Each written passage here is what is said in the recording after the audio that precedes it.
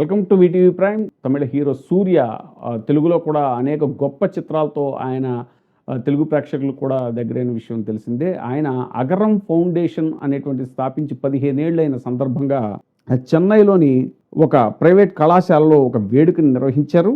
ఈ ఫౌండేషన్ ద్వారా అనేక మంది పేద విద్యార్థులకు విద్యాదానం చేస్తున్నారు సూర్య.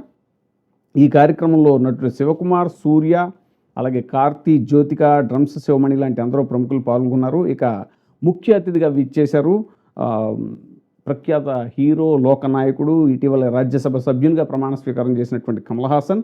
ఈ అగరం ఫౌండేషన్ ద్వారా 15 ఏళ్లలో 51 మంది విద్యార్థులు వైద్య విద్యను అభ్యసించారు. అలాగే దాదాపు 8,000 మంది విద్యార్థులు విద్యని అభ్యసించి వివిధ రంగాల్లో రాణించారు.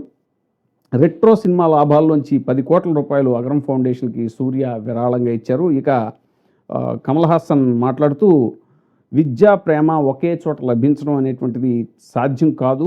ఇలాంటి సేవా కార్యక్రమాలు చేసేవారికి లభించేది ముళ్ళ కిరీటమే అని అన్నారు.